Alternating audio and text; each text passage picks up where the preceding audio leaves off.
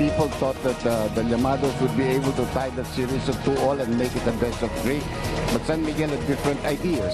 And I think they played very good defense, especially against the import, against James Shop. And really not a tired team, can you say, of the Llamados, but more of the fact that where can they get their points from. Their scoring is all right. The rebounding is something of a suspect, and obviously they would like to improve on that. But everything else, you know, has belonged to the Beermen in number of points, in field goal percentage, about 14 rebounds differential, about 6 assists per ball game, and more fast break points.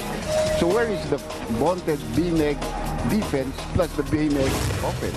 Okay, those are the question marks that have to be answered in this game. And you were beginning to talk about Washam as well as James Yap with their averages going down just a tad, being marked in this series. Well, obviously the big factor there is Washam, 22.5%, but only 30% field goal. That means he's taking a lot of shots. With the number of shots he's taking, obviously he should be averaging 35 if he was any close to being well. I don't think that number is too bad for James Yap. He would be happy 20, 22 points a ball game. So it's about 3 points down. But the percentage of the team is what's really bringing them down. And you have to give credit to the San Miguel Beermen for their defense. On the other hand, they've got an awesome foursome. I remember you in the last game in the coverage you did with Nico. You mentioned that if Jay Washington plays well, it usually means that San Miguel will win the game. And they've had great numbers from Washington. Well, the big games that they have won, Washington has really delivered.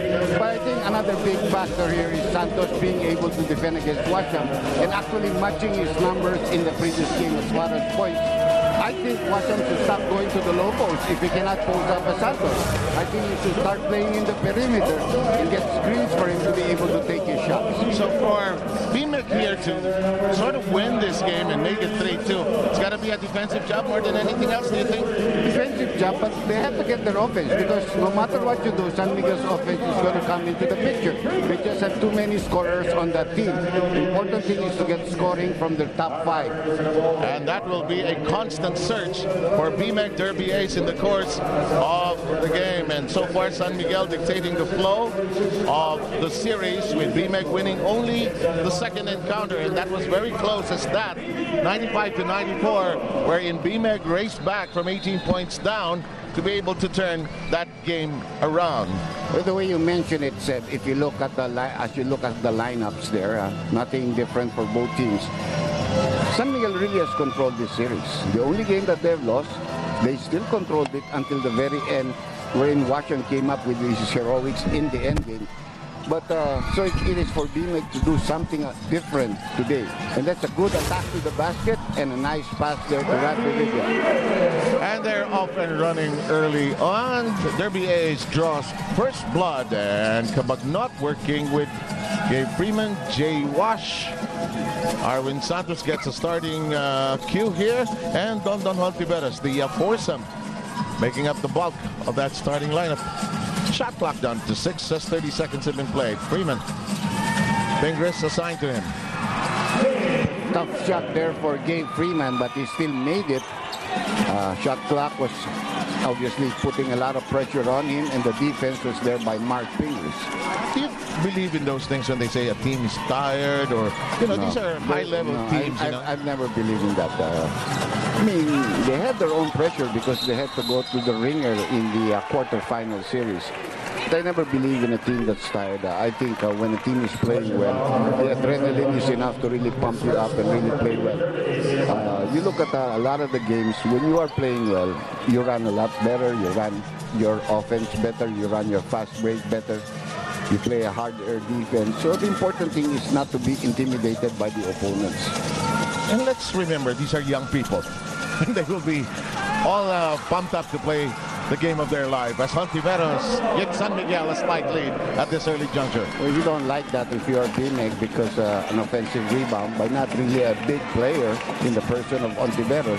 So who was the guy defending against him? Who was the guy who was supposed to take him out of that possible rebound?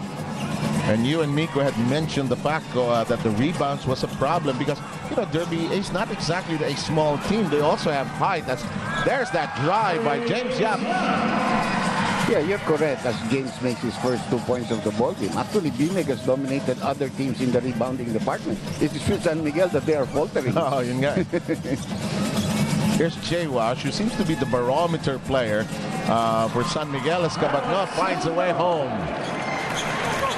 Well, eventually, if they're going to play that kind of defense, I'm going to expect BMEG to go to the zone because too much penetration, too much high percentage shots for San Miguel, taking a 2-point lead right now. What you want them to do is to try it from the outside as Washam shot pops out. They're down by 2. Tumadami yung bandage sa kanang braso ni Cabacno. Samantala, Arwin Santos, who's had a spectacular series, fires off and connects early. I like the point you made over the fact that Santos not only delivered offensively, but also did well defensively against the import of BMEG. Well, he had 12 points. I think he matched the 12 points. The import had 9 rebounds. I think he had 5. And a good block there by Gabe Freeman off James' shot. Shot clock at 6. Now this is the time they should go to Washam because he only has Ontiveros there. Another block on the inside. 2 rejections, but still Pingris keeping his wits about him. Managed to deliver. They come within 3 points. Well, Pingris has 2 points. He has an assist. He's playing defense against the toughest player on the other side, and that's Gabe Freeman, last year's most valuable import, and looking for another one. Oh, yes, indeed, and a ton of energy at that as well. As Wash tries to look for room, succeeds. Well, like I said, that man-to-man offense of BMEG is not working for them. They're spread out too far.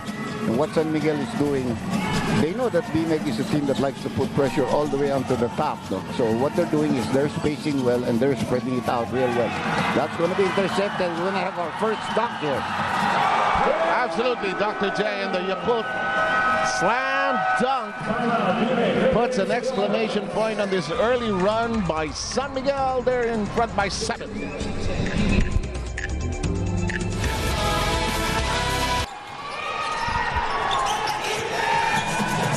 And you're back with us, 7-point lead by San Miguel. Magoo, you were supposed to start us up, but let's get back to you. Yes, after surviving 2 do-or-dies in the quarters versus rain or shine, Coach Ryan Gregorio believes that as a franchise, they have proven time and again that they have incredible survival instincts. This might just be why the Llamados in the dugout earlier look relaxed and pressure-free heading into this game. Coach Ryan likens their situation to surviving a shipwreck. They now just have to cling on to anything they can by out-hustling, out-rebounding, and doing extraordinary things to keep their tournament alive. Also, Coach Ryan will not be afraid to go all Filipino for stretches here and go deeper into his bench if Tony Washam's legs wouldn't cooperate, and let his locals, who are oozing with pride, carry the fight. Sir? Boy, shipwreck, what a metaphor to be using. Survival. That's a nightmare. Well, the first substitution came after the timeout. Paul Artadi coming in for Roger Yap. Roger is another player that you can say is a guide whether how BMEG plays. The guy that has been really playing hard here at the top of the game for BMEG is Marc Pingris. You can see he's very intense. He's done the right things. It just so happened that Gabe Freeman has been scoring well and already has 6 points in the ball game. But a split charity there for Rafi Reavies. It's still a 6-point lead here for the Beermen.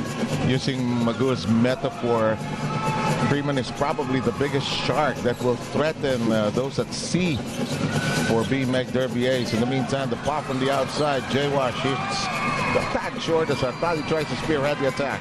Taas ng dribble niya. Reminds you of a player named Ray Franco. Yeah. Taas ng dribble na, hindi dinatawagan ng palming yun. Ah, nearly. Completed.